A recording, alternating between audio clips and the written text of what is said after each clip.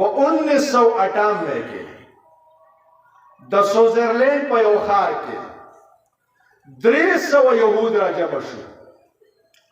په دې باندې مشوره کوله څو ورځې چې اسلام به څنګه ختمو، ځکه چې اوس مغربي قومونو ته لوی رکاوټ مخې ته اسلام دی د وروسته سقوط نه بعد.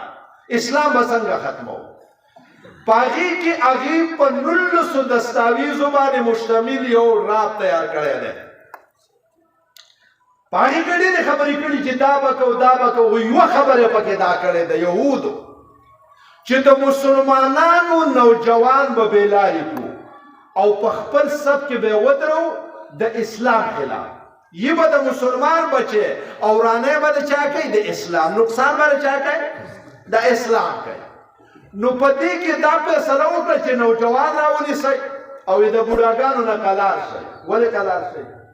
وی دا بوډاګان چې دي د دوی دا دماغ وچ شوي دي، دوی نوې خبرې نه مني. دې کې زړه خبره پرته ده چې لا اله محمد رسول الله. بوډا سره به د چا پلار د خپل عقیدې نه واړوي. نو په دې اساس سره مخ وګوئ او بل دا چې دا 80 مري 2-3 کاله پس بوډا مري، نو څه پې کوئ؟ دا نوجوان چې دی دا د مستقبل سرمایه ده او دماغ یې تازه دي، خالي دي چې څه شی پکې ولاړ دی قبله. نو دا نوجوان راونیسئ. دویم دا ده چې دې وخت کې د دنیا اکثریتي آبادي دا په نوجوان مشتمله ده. اقوام متحده یو اداره ده، هغې وی نوجوان څه ته وایي؟ د 18 کالو نه د 65 کالو پورې دا نوجوان دی. نو د دغه تعریف په اساس پاکستان کې 25% نوجوان دی. بل تعریف کوي نه د 18 نه د 13 کالو پورې دا نوجوان دی. نو پاکستان کې 40% نوجوان دی. بل تعریف کوي چې د 18 کالو نه د 16 کالو پورې دا نوجوان دی. نو لہذا پاکستان کې 50% نوجوان دی، دا باقی بوډاګان او ماشومان دي. او که دغه د نوجوان په تعریف کې د عمر دا شرحه لږه وخوځوله د 40 نه دې وربره کړه، نو بیا 60 او 70% نوجوان دی. نو په پاکستان کې نوجوانان ډېر دي که بوډاګان ډېر دي؟ جواب راکړئ. نوجوانان ډېر دي. نو وایي محنت به کوو په نوجوان او دا ګمراه کوي په دې سوشل میډیا باندې.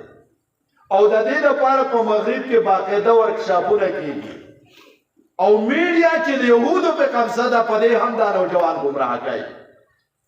باقاعده زمونږ نوجوانان یې ځنې داسې تیار کړو چې هغې د حدیثو نه انکار وکړو چې حدیث نشته.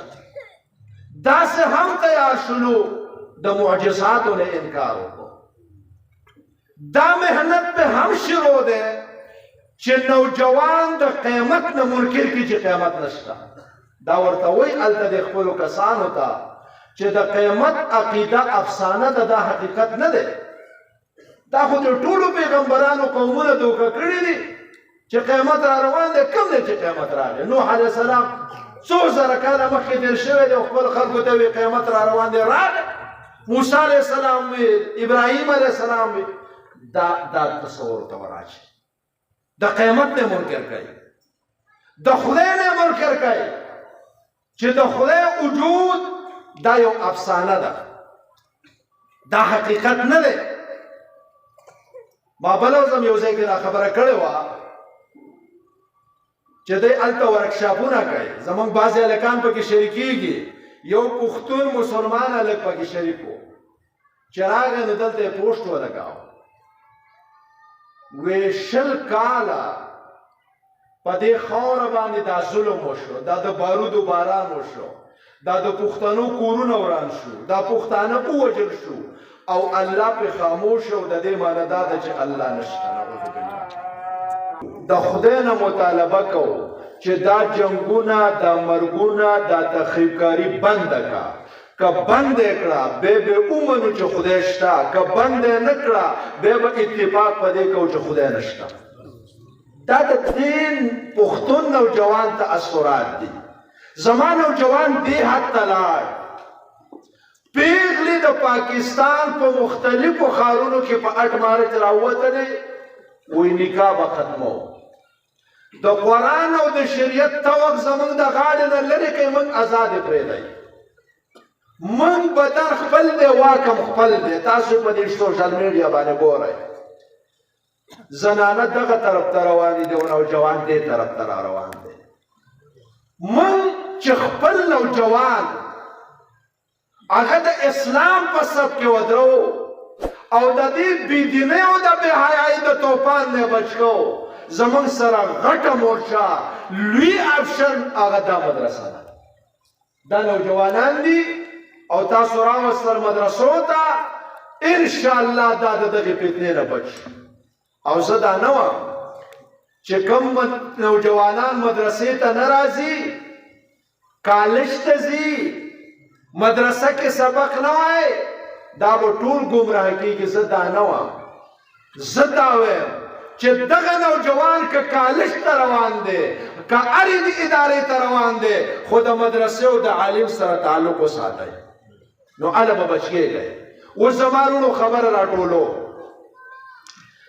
مدرسه انسانیت ورکوي مدرسه اسلام ورکوي اسلامي تهذیب ورکوي مدرسې پاکستان محفوظ کړی دی مدرسې ازادي ورکړې ده او مدرسه نوجوان نسل محفوظ کوي د دې خبرو دپاره د مدرسو وجود ضروري دی که ضروري نه دی تاسو نه تپوس کوم نو د دې مدرسو سره به ودرېږو که نه به